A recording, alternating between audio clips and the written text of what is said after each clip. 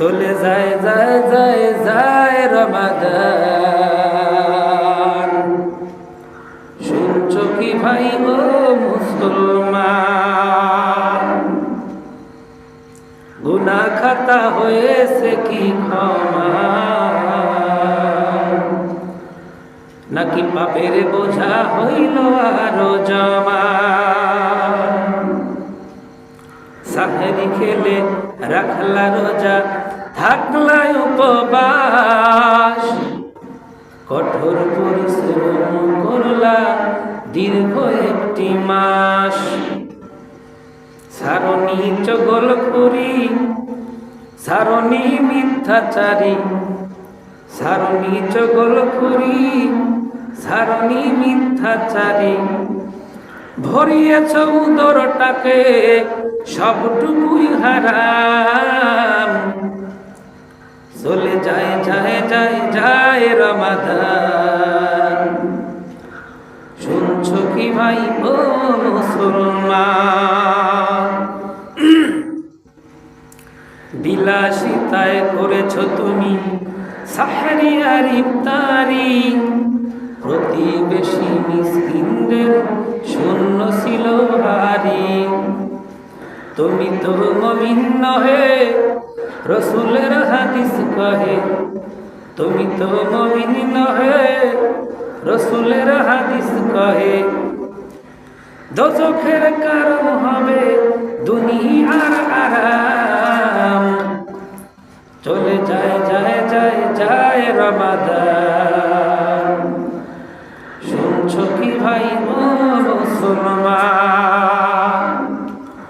قال النبي صلى الله عليه وسلم رحم أنف رجل ذكرت عنده فلم يصلي علي। আল্লাহর নবী বলেন, ওই লোকের নাক ভুলঙ্কিত হোক, ধুলায় ধূসরিত হোক, ধ্বংস হয়ে যাক ওই ব্যক্তি, যে ব্যক্তির সামনে আমার নাম প্রকাশ করা হলো, কিন্তু আমার নাম শোনার পর সে দরুদ পড়ল না।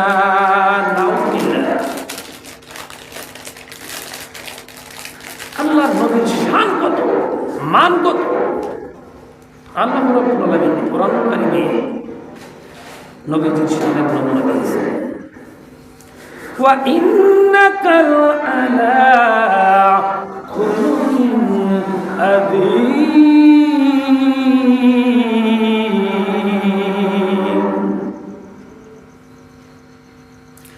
নবী হে, আপনি পুত এবং পবিত্র উত্তম চরিত্রের উপরে প্রতিষ্ঠিত। সুবহানাল্লাহ। নবীজির শান মানের সার্টিফিকেট আল্লাহ স্বয়ং দিচ্ছে, সেই নবী আল্লাহ আবার বললেন, ইন্নাল্লাহা ওয়া মালাইকাতাহু ইউসাল্লুনা আলান নবী ইয়া আইয়ুহাল্লাযীনা আমানু সাল্লু আলাইহি ওয়া সাল্লিমু তাসলিমা। আমি আল্লাহ রাব্বুল আলামিন নিজে এবং ফেরেশতাগণদেরকে নিয়ে আমার নবীর উপরে দরুদ পড়ি। হে ঈমানদারগণেরা, যারা ঈমানের দাবি করো, ঈমান এনেছো, তোমরা শোনো, তোমরাও আমার নবীর উপরে দরুদ পড়ো। সুবহানাল্লাহ। আমরা পথে ঘাটে লোকজনের ভিড়ে অনেক সময় গুণী ব্যক্তিদের আলোচনা বা সমালোচনা করি। অবশ্যই তাদের পদবি নিয়ে কথা বলতে হয়, যেমন অমুক তমুক মাস্টার, অমুক তমুক চেয়ারম্যান, নামের পাশাপাশি একটা পদবি আছে। আসমান এবং জমিনের মালিক তার নবীর সম্মান পদবি বোঝাতে গিয়ে বলেছেন, আমার বান্দারা খবরদার, আমার নবীর নাম শুনেছো, সঙ্গে সঙ্গে দরুদ পড়ো, কারণ আমি আল্লাহ নিজে পড়ি, ফেরেশতাগুলোরা পড়ে, তোমরা আমার নবীর দরুদ পড়ো। সুবহানাল্লাহ, আল্লাহু আকবার। সেই নবীজি আবার বললেন ওয়ারজুম ওয়ারঈমান ফুরজুলিন ইনদাহু আবওয়াবুল কিবার। ওই লোকের নাক ধুলঙ্কিত হোক, ওই ব্যক্তি ধ্বংস হয়ে যাক যে ব্যক্তি তার পিতা মাতাকে জীবদ্দশায় পেল কিন্তু পিতা মাতাকে সেবা করে জান্নাতকে হাসিল করতে পারলো না, ওই ব্যক্তি ধ্বংস হয়ে যাক। নাউযুবিল্লাহ। আল্লাহ রাব্বুল আলামিন কোরআনুল কারীমের মধ্যে ব্যাপারে বলেন وَقَضَى رَبُّكَ أَلَّا تَعْبُدُوا إِلَّا إِيَّاهُ وَبِالْوَالِدَيْنِ إِحْسَانًا।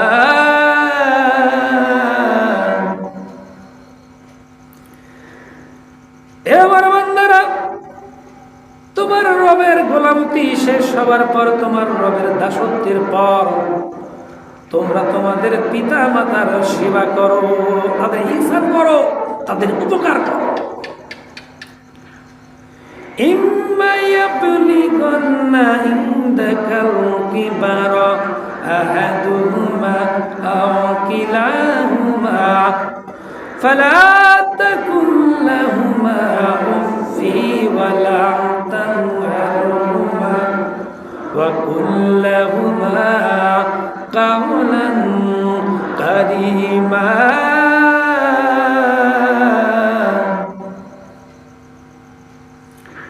إما يبلغن عندك الكبر أحدهما أو كلاهما, তাদের মধ্যে যদি দুইজন অথবা একজন, আহাদুহুমা একজন, আও কিলাহুমা অথবা দুইজনকে যদি তোমার জীবদ্দশায় পাও, অবশ্যই তাদের সেবা করো। ফালা তাকুল লাহুমা, খবরদার চোখ মোটা করে কথা বলো না, ঝাড়ি দিয়ে কথা বলো না।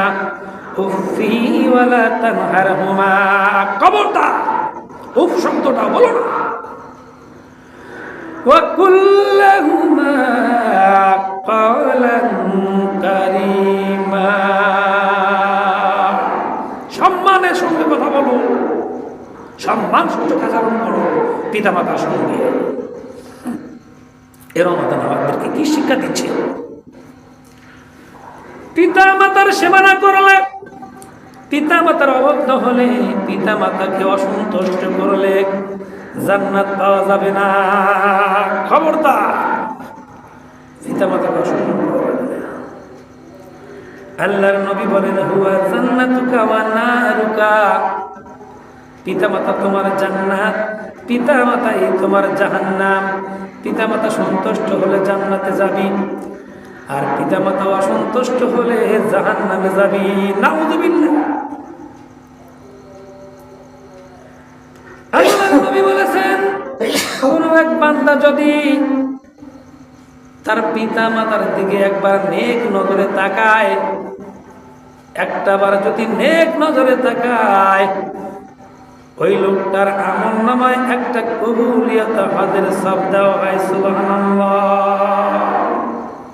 একটা পিতা মাতার দিকে বলে তাকাতে হবে, এই পিতা মাতা আমাদেরকে জন্ম দিয়েছিল, একবার যদি নেক নজরে তাকায়, মায়ার নজরে তাকায়, তার আমল নামায় একটা কবুল হজের সব দেওয়া হয়। লক্ষ লক্ষ কোটি কোটি টাকা দিয়া খরচ করে হজ করে আসে মানুষ, ওই হজ কবুল হতেও পারে নাও হতে পারে, কোনো গ্যারান্টি নাই। আল্লাহর নবী সিওরিটি দিয়েছেন, যে ব্যক্তি একবার পিতা মাতার মুখের দিকে তাকায়া নেক নজরে তাকাবে, তার আমল নামায় একটা কবুলিয়ত হজের সওয়াব দেওয়া হয়। সুবহানাল্লাহ। وقال رسول الله صلى الله عليه وسلم ورحيم أنف رجول دخل عليه رمضان ثم سلخ قبل أن يغفر له। ওই ব্যক্তির নাক ভুলণ্ঠিত হোক, ওই ব্যক্তি ধ্বংস হয়ে যাক ধুলোয় ধূসরিত হয়ে যাক। যার মধ্যে রমাদান এসেছিল, রমজান মাস এসেছিল, কিন্তু ওই ব্যক্তি রমাদান মাসে গুনাহ মাফ করাতে পারলো না। ওই ব্যক্তি ধ্বংস হয়ে যাক। নাউযুবিল্লাহ। এই যে রমাদান মাস চলে গেল,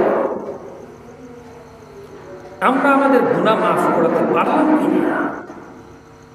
একটা বড় কি খেয়াল করে দেখেন, নিজেদের কর্মতেই অনুভব করা যায় গুনাহ মাফ হলো কিনা, কতটুকু গুনাহ মাফ হওয়ার কাজ করেছে। রমাদান আসে মানুষের গুনাহগুলো জ্বালায়া পোড়ায়া ছাই করে দেওয়ার জন্য, কিন্তু আমাদের গুনাহ কি মাফ হয়েছে? এ মাসে জাহান্নামের সমস্ত দরজা বন্ধ করে দেওয়া হয় আর জান্নাতের সমস্ত দরজা খুলে দেওয়া হয়। এই মাসে লক্ষ লক্ষ জাহান্নামীদেরকে জান্নাতে প্রবেশ করানো হয়। সুবহানাল্লাহ। এই রহমত, এই মাগফিরাত, এই নাজাত আমাদের কপালে জুটল কিনা? আল্লাহ আমাদের কপালে এই নাজাত, এই মাগফিরাত, এই রহমত, ওই জান্নাতে আমাদেরকে প্রবেশ করায় দিও।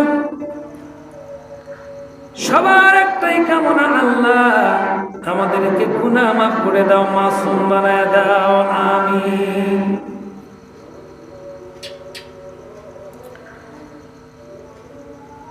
এ মাসের প্রথম থেকে শুরু করে শেষ পর্যন্ত আল্লাহ রাব্বুল আলামিন বারবার ডাকেন, বান্দার তোমরা যে আমল করলে 70 গুণ সওয়াব বৃদ্ধি পায়, আমল করো এবং সওয়াব কামাই করো, নেকের পাল্লা ভারী করো। কারণ রোজা কেবল আমার জন্য, যে ব্যক্তি রোজা রাখে সে ব্যক্তি যেন আমার জন্য রোজা রাখলো। আর এই রোজার ফজিলত আমি আল্লাহ নিজের হাতে দেব। রোজাদারের মুখের ঘাম, দুর্গন্ধ আমি আল্লাহর কাছে কস্তুরীর চাইতেও বেশি সুগন্ধি। সুবহানাল্লাহ। এই জন্য তাওবা করতে হবে। আল্লাহ রাব্বুল আলামিন সূরাতুল তাহরিমের মধ্যে ঘোষণা করে দিয়েছেন কেমন করে তোমরা তওবা করবে। ইয়া আইয়ুহাল্লাযীনা আমানু তুবু আলাইহিম তুবু ইলাল্লাহি তাওবাতান নুসুহা। এমন ভাবে তওবা করতে হবে যে তওবা করার পর আর দ্বিতীয়বার পাপের ধারের কাছেও তোমরা যাবে না। খবরদার, খাঁটি তওবা করতে হবে। আমরা তওবা করি, আস্তাগফিরুল্লাহ আল্লাযী লা ইলাহা ইল্লা হুয়াল হাইয়ুল কাইয়্যুম ওয়া আতুবু ইলাইহি। কিন্তু তওবা করার পর যা তাই আবার সেই পাপের ধারের কাছেই গেলাম, পাপ করলাম, আবার তওবা করলাম না। আমার আল্লাহ বলেছেন তাওবাতান নাসুহা করতে হবে, যে তওবা করার পর আর দ্বিতীয়বার তোমরা পাপের ধারের কাছেও যাবে না। আসা রাব্বুকুম আইয়ুকাফিরা আনকুম সাইয়্যাতিকুম। যদি খাঁটি দিলে তোমরা তওবা করো, আশা করা যায় আল্লাহ রাব্বুল আলামিন তোমাদের ক্ষমা করবে, তোমাদের গুনাহ মাফ করবে। এই জন্য খাঁটি দিলে তওবা করতে হবে। ইবনে মাজাহ 4250 নম্বর হাদিস আব্দুল্লাহ ইবনে মাসউদ রাদিয়াল্লাহু আনহু থেকে বর্ণিত। আত-তাইবু মিনাল যামবি কাম্মান লা যামবা লা। যে ব্যক্তি তওবা করে সে এমন হয়ে যায়, মাসুম হয়ে যায়, যেন তার পূর্বে কোনো গুনাহ ছিল না। সুবহানাল্লাহ। তওবা এমন জিনিস, তওবা করলে আল্লাহ মাসুম বানায় দেন। আল্লাহর নবী বলেন কুল্লু বানি আদম খাত্তাহুম ওয়া খায়রুল খাত্তাইনা আত-তাওয়াবুন। আল্লাহু আকবার। সমস্ত আদম সন্তান গুনাহগার, সমস্ত আদম সন্তান গুনাহগার, কিন্তু এদের থেকে সবচাইতে উত্তম হলো তারা যারা গুনাহ করার পর অনুশোচনার আগুনে পড়ে জ্বলে পুড়ে ছারখার হয় আর চোখের পানি ফেলে, বেশি বেশি কাঁদে, আমার দরবারে তওবা করে। এরা হলো সবচাইতে উত্তম। সুবহানাল্লাহ।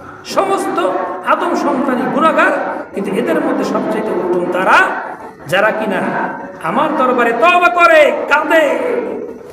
আল্লাহ বলেন দুই ফোঁটা আমার কাছে খুবই প্রিয় রে বান্দা। এক ফোঁটা হলো শহীদের কাতারে যারা পড়ে যায়, যারা জিহাদের ময়দানে রক্ত দান করে, দিন কায়েমের জন্য রক্ত দেয়, ওই এক ফোঁটা। আর এক ফোঁটা হলো রাত্রি জাগরণ করে আমার ভয়ে, জাহান্নামের ভয়ে যারা কাঁদে।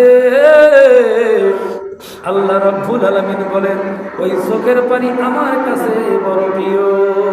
কাঁদ, বেশি বেশি কাঁদ বান্দা, আমি আল্লাহ তোদের ক্ষমা করে দেব। লা তাকনাতু মির রাহমাতিল্লাহ।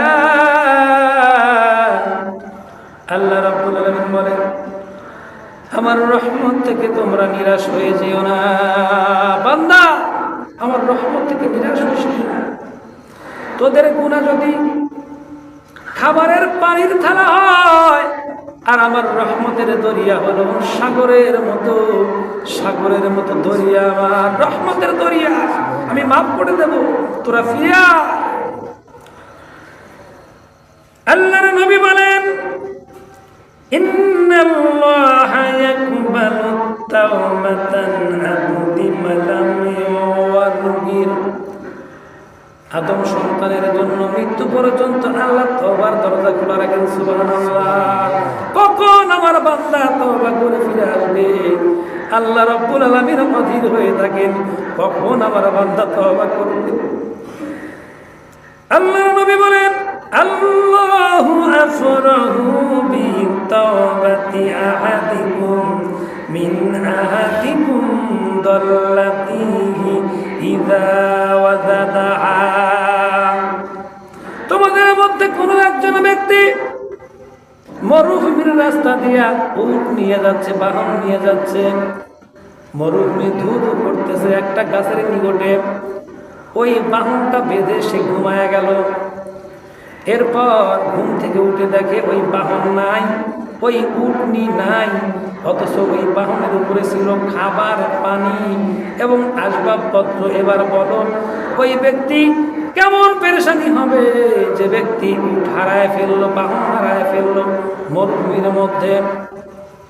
সাহাবা কেরাম বললেন হুজুর ওই ব্যক্তি তো শেষ হয়ে যাবে।